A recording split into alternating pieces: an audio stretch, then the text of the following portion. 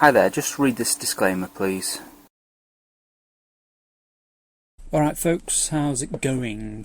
It's been a little while since I've kind of given an update. I'm going to try and get through what's been going on in the past few months, what kind of moves I've made, etc. How things have changed with the portfolio. So I guess the first thing to do is just to go through the changes that I've made in the past. I don't know how long it's been since I've given this kind of update. So hearing on the 26th of May, I think the bonus for my LISA came through. The £1,000 came through on this date.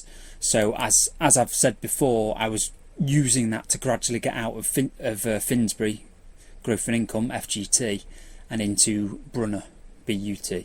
So as you can see there, I just sold about, I presume it was about £5 worth.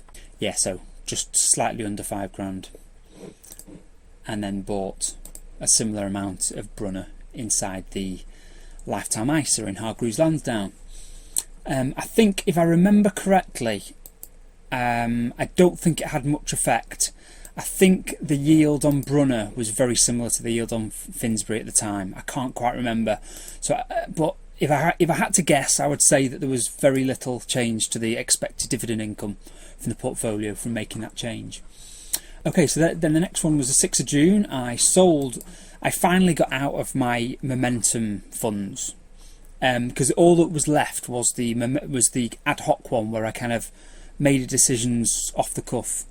I just decided it wasn't worth. I mean, overall, the whole period I was doing momentum, the results aren't bad. They're probably in line with like if I'd bought a global tracker, which is actually better than the rest of my portfolio. It was just too. I didn't like the fact that I was always having to change. At one stage, I kind of enjoyed the fact that I had something to think about and something to do more regularly. But in the end, I've decided now to get out of it. So what I did was I sold that and I bought into this MTE, which is Montanaro. Basically, it's a smaller companies fund that is in Europe. European companies. No, that's the wrong one. That was another contender, but that's got a higher yield.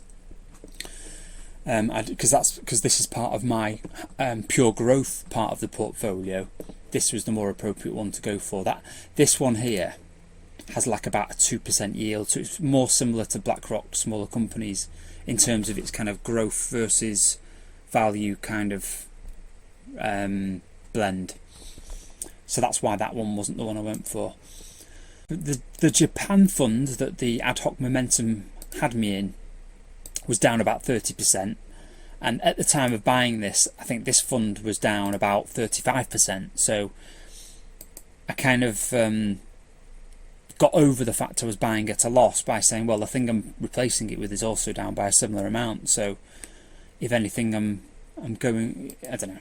It's a silly way of thinking about it, but it helped me pull the trigger on selling, because I find it very hard to pull the trigger on selling when I'm heavily in a loss.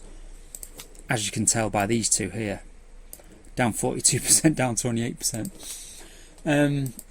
At least these two are paying decent dividends though, unlike these growth funds. So anyway, I got more into European European smaller companies. That was the points that added to there, and that's got me to not far off target weighting of my smaller companies in the growth section of my portfolio. There's also this area here with smaller companies that have a decent dividend of a couple of % or more. I sold some more Finsbury FGT and I bought BRSC, and that's just in the ISA. So that's taking money from outside of the ISA and putting it into the ISA. Again, it's getting out of Finsbury, and at this stage there was a really good differential between the yield of Finsbury and the yield of BlackRock smaller companies. I think it was about, let's have a look. Yeah, so about £5 of Finsbury was sold, and the same amount went into BlackRock smaller companies. I think it added like maybe 30 quid to my expected dividend income, because the differential was more than it is now. If we look at it how it is, oh no, I haven't got Finsbury here anymore, have I? I mean, Finsbury's, I think I looked at it, it's similar to Brunner in terms of its yield, and when I did that swap, BlackRock smaller companies were yielding about 2.7%, and I think Finsbury was yielding about 2 0.1, probably similar to where it is now, where Brunner is now. So it got money out of the into a tax wrapper, and it also boosted my income. Because I mean, historically, a couple of years ago, BlackRock smaller companies and Finsbury had very similar yields. You know, in fact, a lot of the time, BlackRock smaller companies was a lower yield than Finsbury, so it seemed like a good opportunity to boost my income a bit.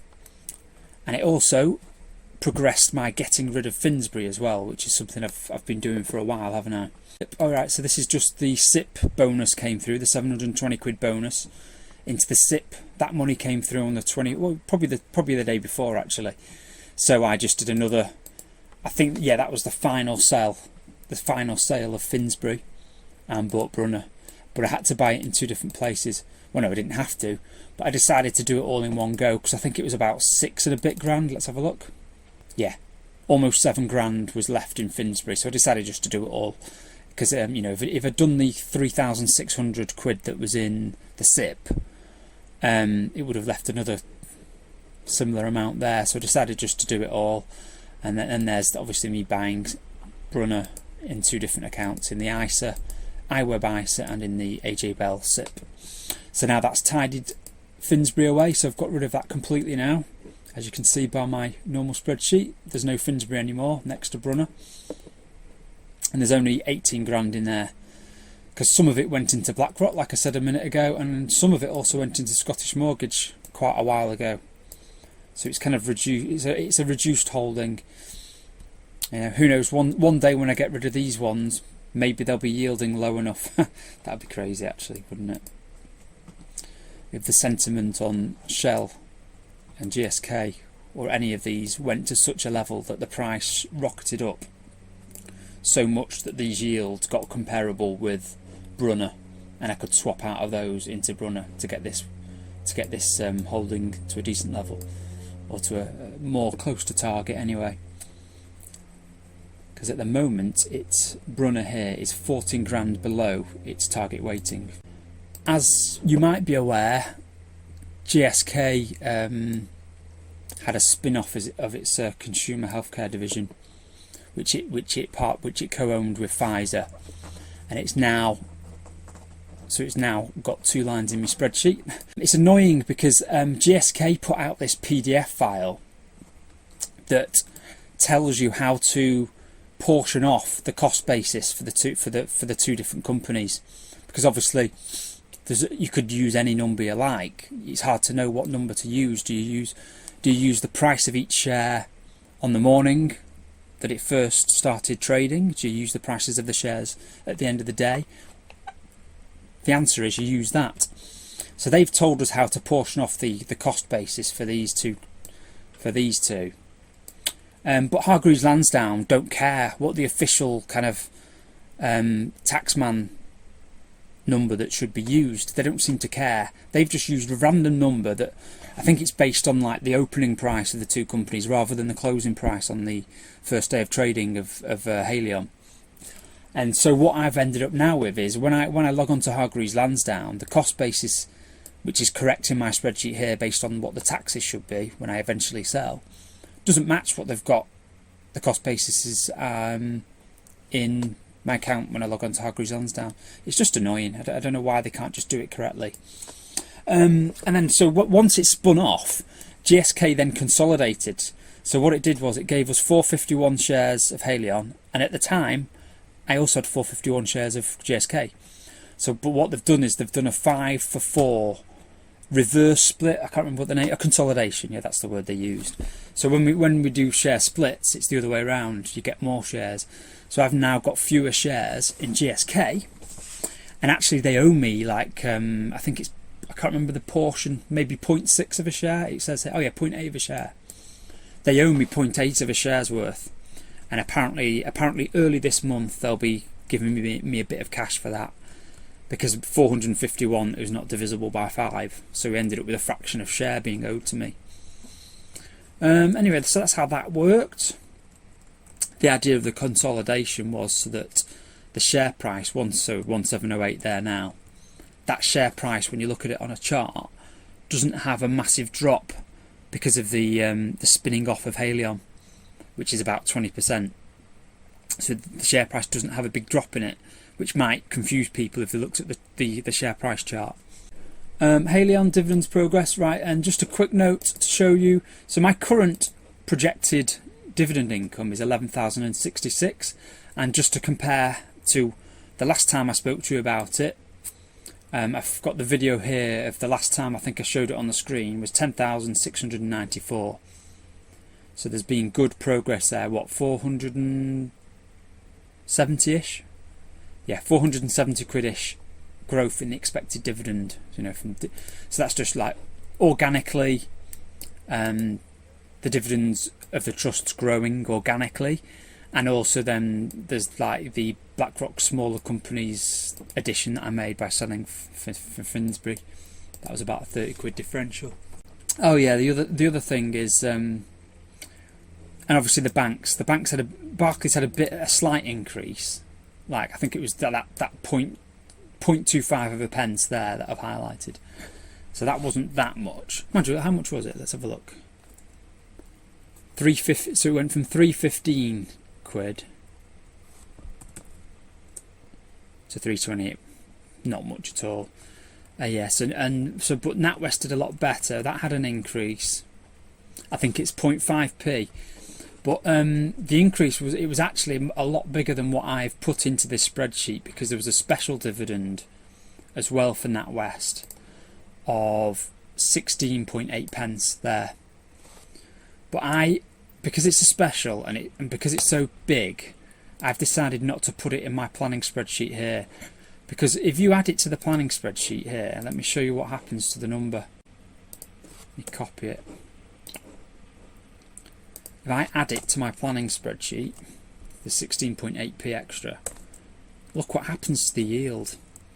The yield goes to 10.9%, which is ridiculous. So I'm very reluctant to use that special dividend in my planning spreadsheets like here. Because I think I'm going to look at those special dividends that come from the banks if Barclays ever pays one. I don't think it will. Yeah, so I'm not going to count that special dividend, because I don't think it can be relied upon in the future. So when I do all my kind of doomsday scenario testing and stuff like that, I'm still using the 1166, which is a couple of £100 lower than the actual amount I'm going to be getting this year.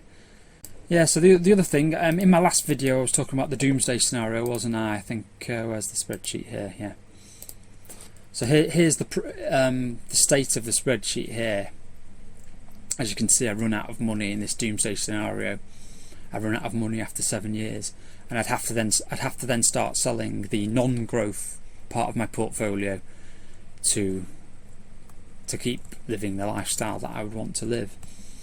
And actually, what I'm looking at here is selling my car for £6,000 and then spending the full amount travelling the world. So there's no, I think in my previous video I was kind of curbing my spending more.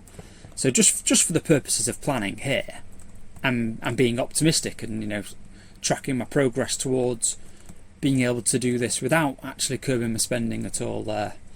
Because it's already going to be a struggle to only raise my spending by 2% in times of 10% inflation, isn't it? It's already going to be a struggle.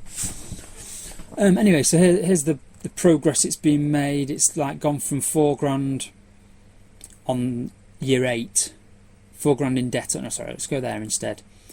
I've gained a year basically since I started on the 27th of July, which was only a few days ago. I decided to copy all the numbers here, the actual values, just to see my progress. And since the 27th of July, I've gained a year before I run out of money. So it's nice to see, because obviously, before I kind of sell my caravan, well, I'll probably end up giving away the caravan. It's in that much of a state. But before I do that and change my lifestyle, I need to make this spreadsheet work. So it's good to see that in the past week or so, I've gained a year. What I've done here is where I've kind of put in in some numbers which kind of show where I want to get to before I move out of the caravan. So what I've done here is I've just added 10 grand. So it would be nice to get, I've added 10 grand there, and I've added a few £100 to my income. So by the time winter comes round by sort of May 2023, this is where I'd like to get to, at least. So still have 80 grand, so that relies on, and I'd have an extra 10 grand of cash. So that relies on my pure growth section of my portfolio getting to 90 grand, and then me selling 10 grand's worth of it. And once I've done that, I'll be in this position. Once that's happened, and I've also the dividends have just grown naturally by a few £100, in like the projected dividends for the year going forward, that is. So that it'd have to go to from 11,066 quid to 11,400. I then, like I say, sell 10 grand, and it'd be worth 80 grand. And then the numbers just about work. It goes down to 500 quid with it in this doomsday scenario, which hopefully will never happen anyway. But it gives you good peace of mind to know that it would work out okay if I could only spend 2% more each year. So that's the target. So, and if we look where we are now, I'm actually not that far off. I'm at the moment 87,221, and it still feels quite galling to sell these growth investments though when they're down. Even if I got to 90 grand, because getting to 90 grand is not me getting to where I was, because I was at about 110 grand or something, I think. I can't quite remember my growth section, so it's all pretty far down.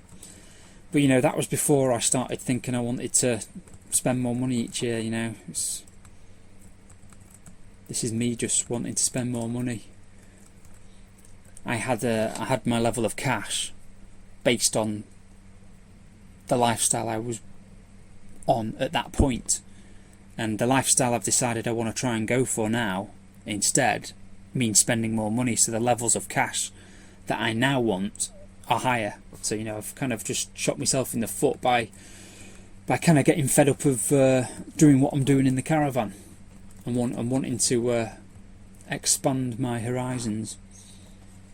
So but it's hard. I don't know. Well, if 90 grand ever did come around in the next few months, I don't know how easily I'd be able to pull the trigger and sell 10 grand's worth of it. It's kind of galling to do that. And if I didn't sell 10 grand's worth of it, you can guarantee that it'll all fall again in value. And you can guarantee that if I did sell 10 grand of it and got me down to 80, it would just keep shooting up and go back to 100, and it will end up being the wrong decision. But it doesn't matter.